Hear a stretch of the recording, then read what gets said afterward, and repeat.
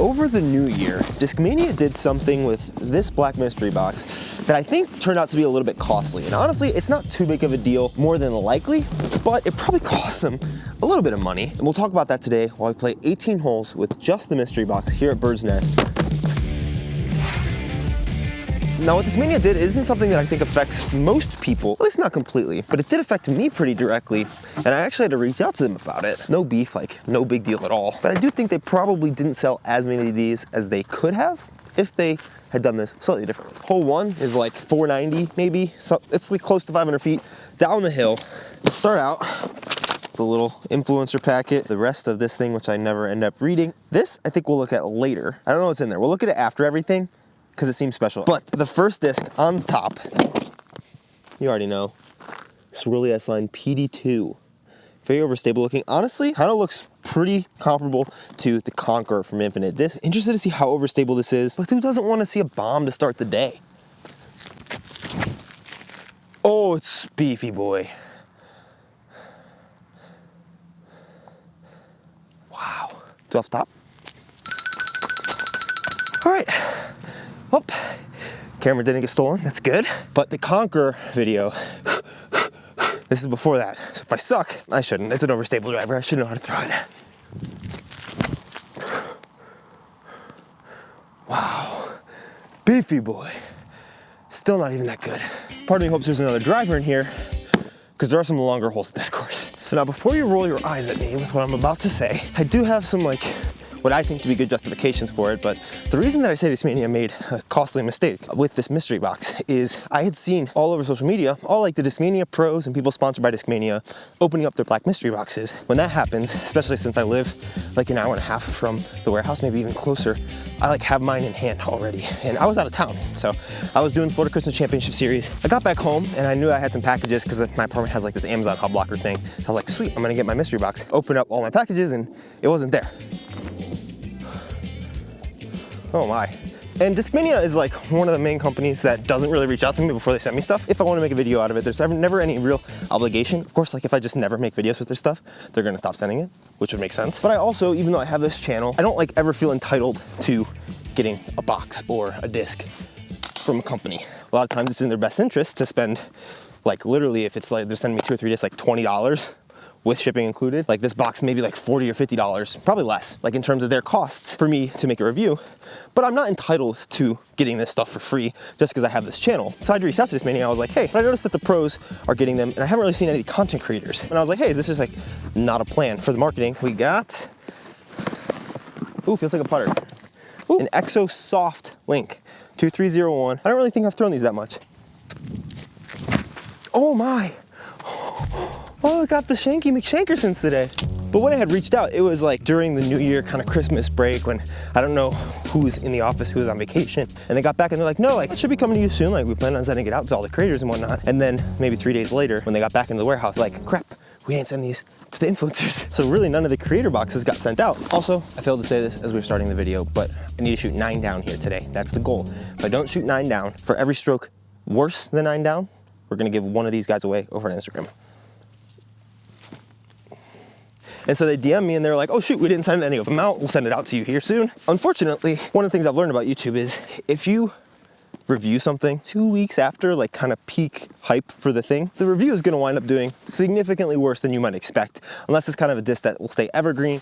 But since all the Discmania pros had all put out their stuff, they weren't really in the selling season. Maybe they still have them available, I'm not quite sure. But I know that kind of the influencer marketing campaigns, especially since it's not even really influencer marketing, it's just sending free stuff instead of actually paying for the marketing, them kind of missing out on that in what I would assume is the right time frame. Videos seem to be going up sporadically. Some of them aren't even going up at all. And then this one, I kind of had to tell this story to really build the intrigue instead of just saying, hey, black mystery box, because people are gonna care a little bit less about the mystery box, even though I want to shoot the video and it's gonna be a lot of fun. And I appreciate Discmania, so I want to also put this video up. And frankly, this is an interesting question. And even though I am a part of the disc golf creator influencer sphere, I'm not gonna sit here and say, oh yeah, this is the most important, so much money gets made for these companies off of influencers, and it is true that that's the case, but there's no numbers on percentages, and I'm sure companies, they're not even tracking it. They're all still small businesses, even though in disc golf, they seem like large entities. Most of them are still what you'd probably consider small to mid-sized businesses. So I'm interested to I don't think they have numbers, but to know how much of a difference versus their expectation. Did they sell, or how much longer did it take them to sell, since the hype by all the influencer videos didn't really come out in one wave like they typically will end up doing. Ooh, up the hill. Ooh, Lux Vapor FD1. Sick disc. I do have to remember to throw an Anheuser today. This thing feels pretty sweet. Oh, it's so straight. Wow. I finally threw like a good shot today though. Oh, I juiced it. I'm like super interested in the businessy side of a lot of things, which is why this is a very intriguing video for me to make. Because I get to be a little speculative, but also take off my Cleveland Lumberjacks hat and put on my business hat and just think about what might be going on behind the scenes at some of these companies. Of course, I'm still very new to the sport and very new to like the business of disc golf. But since this is like my main passion, I'm really interested in buying an equity or building some sort of business in disc golf. Something that is maybe different than what is out there now. But these type of things really intrigue me, especially because this is influencer business, which is like my main thing right now. Because I don't know how big of a part of the marketing plan of some of these companies this is, but it's definitely there based on how much they want to reach out with stuff. Nice. We need at least a flippy mid-range. If it's a stable mid-range, maybe. If it's faster than that, we're good. Next, oh, it's a mid. Oh, it's a stable mid. It's on the line of stuff. Iron Samurai 4. Doesn't even look like a misprint or anything. This thing is sick. Egan Whitman Signature Series RIP. We could give ourselves a look. I threw it nose up like a ding dong. I'm really struggling with, I'm trying some new cues out. Wow, that is so bad. I definitely think I'm overthinking it a little bit. Try out this Rage Stone, the FD1. Oh my gosh, it is so straight. Wow. So I just realized how terribly like muddy the straps of this thing get. And so if you're seeing some mud all over me today, I'm sorry. One cue that I think will help me with kind of throwing nose up the whole day is I'm like getting better with my cue here, but my shoulders are a little tight right now from like workouts. And so almost to the place where I want to be. And then they just like open up because they don't like staying in this position. And so they just kind of open up and the disc goes whoop, nose up. So I think thinking about being over the disc, and so getting back here and then staying over the disc almost, kind of with my chest, not exactly what that will look like, but how it'll feel, I think will be helpful for me to throw nose down again.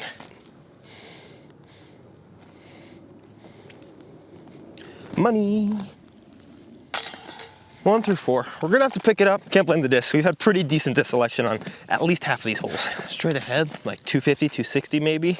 I'm guessing now it's gonna give me a driver. Kinda yes. Ooh, what the?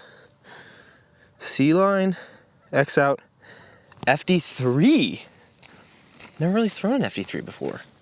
Or at least not much. I don't remember if I have. My forehand is so bad right now that this is like the most easy forehand hole ever. It's so short. If I can't forehand a C-line FD3, I'm gonna have to quit this golf.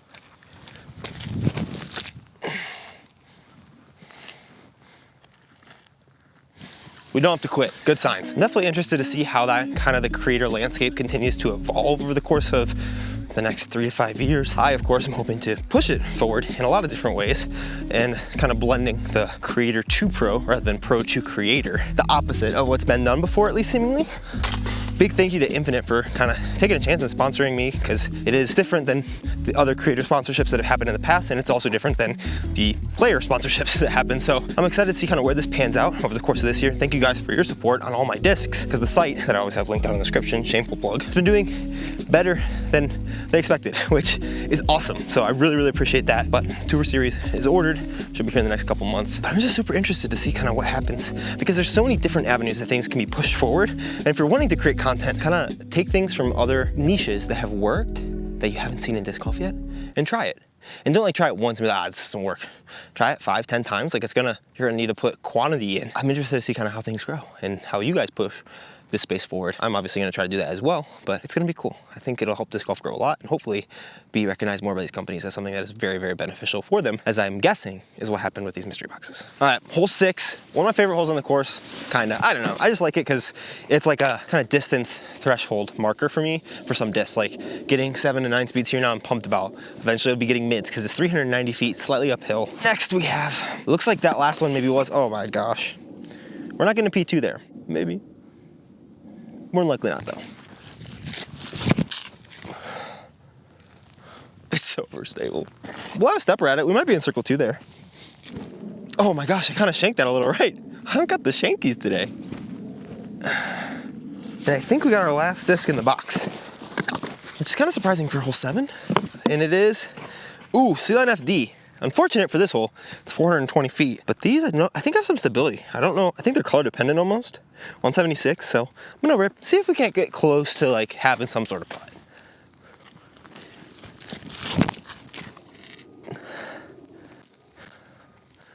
Dude, that was ripped. That came out humming. It's a little right of my intended line, but that came out humming. Oh my gosh, so I do know that the FD goes far, but that also came out on my hand, and like I used those cues that I was working on, and it came out with some steam, because we are pin high on this hole. That's crazy. Also kind of looks staged because of how the red is right in the white snow. So I guess believe me or not. Dang it! If it rolled, we're screwed. If it didn't, we gotta tap it.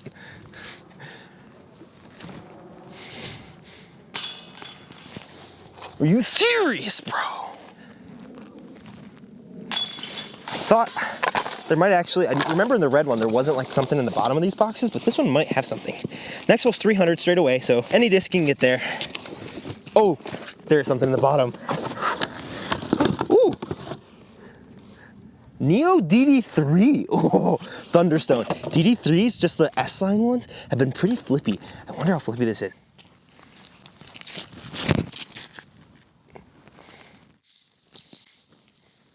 Skip it. Oh, it's so long.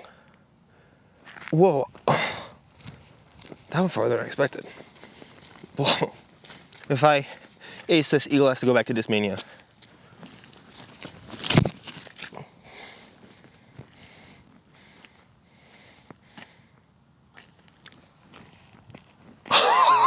Sorry, Eagle, you don't have a choice. Oh my gosh, dude, that was perfect the whole way. I think by the time that this video comes out, I'll film with Eagle. Let me see if I can FaceTime him real fast. Oh my god, that looked perfect the whole way. And like, it felt like I threw it perfectly too with my cues. Bro, what? Rip up that contract, baby.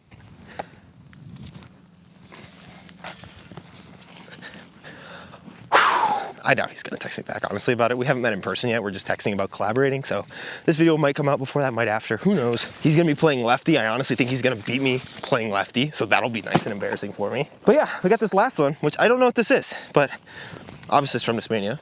Note, congratulations, you've uncovered an extra special gem.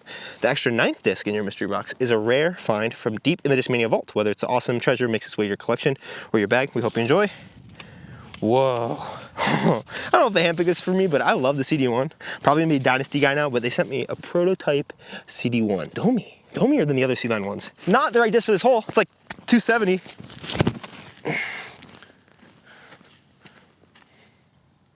Should be parked. I will say what this round really shows me personally is the power of warming up actually well.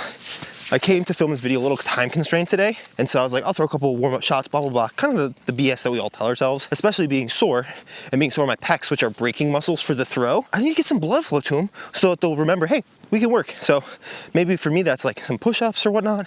I don't really know, but trying to fine-tune a warm-up. Not like one specific warm-up, but just like kind of taking stock of your body, what feels like it's ready to go, what feels like it isn't, and then making it happen, so.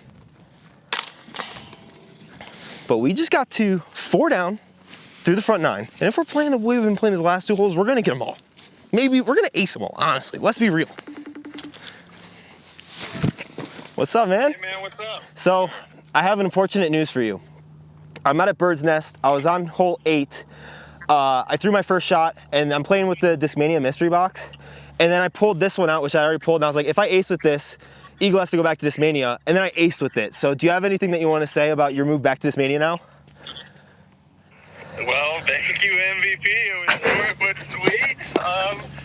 Yeah, congratulations to Bodanza for the case. Yeah, man, I'm sorry to have to do that to you. I'm sure it's a lot of money to lose, but it's for a good cause. Massive shout out to Eagle for getting on the FaceTime with me. It's the first time we've, I think, technically interacted. I played a practice round in front of him at the preserve, and we might have talked then, but that didn't even count. P2, straight ahead. Gosh, there's so much mud everywhere. I don't know why this happens at the most random times, but this mix of cues right now, I haven't looked at it, but the way that it feels and the way that I'm interpreting the way that I'm throwing is exactly how I want to be throwing. And I don't know what happened, but it's like the stuff that I've been working on since November, since I was with Drew. For some reason, in this round right now, it's coming together. Let's go. Straight ahead, about 250, 280 maybe. A little headwind though. Step. Now this video is not turning into a form video, but you just never know when like these things are gonna strike. And so I've noticed, I think I've started to overthink, even slightly just on that one shot. Appreciate the ride. And so really, the name of the game is just don't think too much, just throw.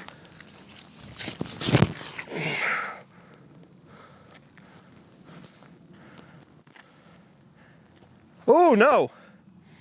Definitely got there. I think that's where, I made a mistake there. I'll have a long putt, but that's really where I need to throw like disc up.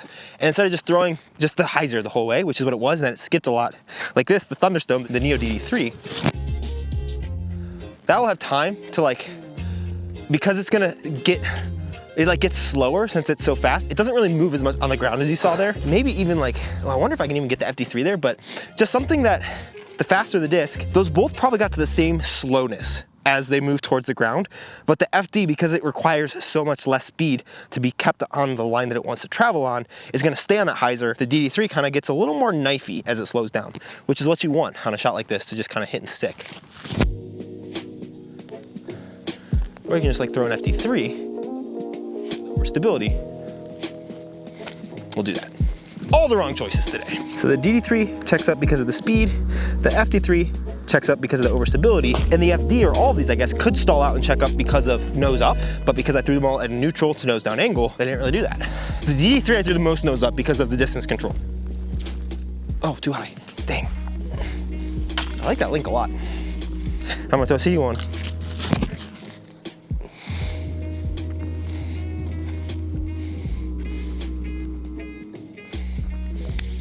See if we can get the P2 there.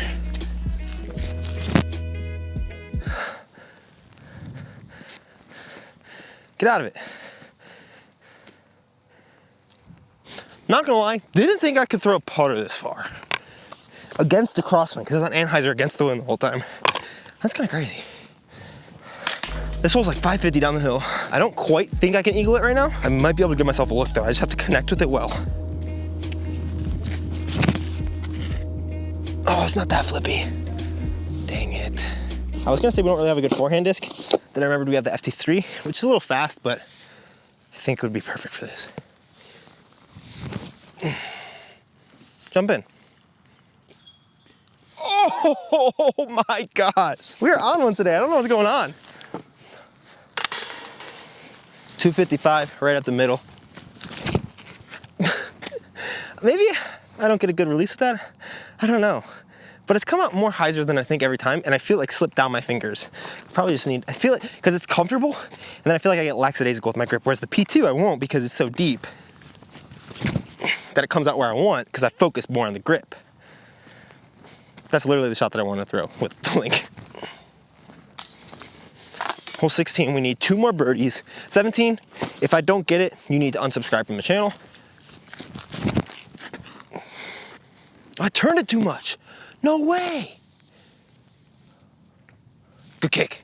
I do really like the up the middle play, and I think the Lux Vapor FD1 would be perfect for it, but it's just so gimmicky when you have the hyzers.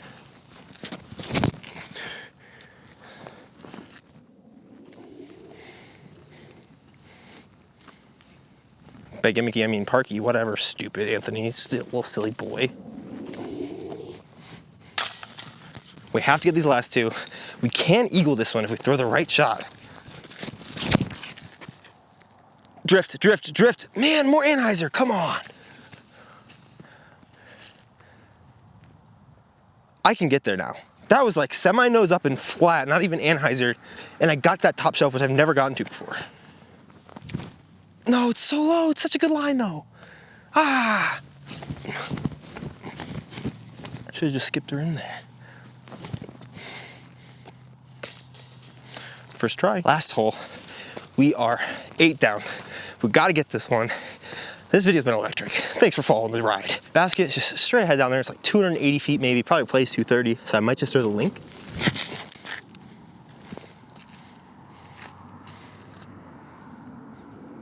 If that rolls, I'm gonna kick that disc.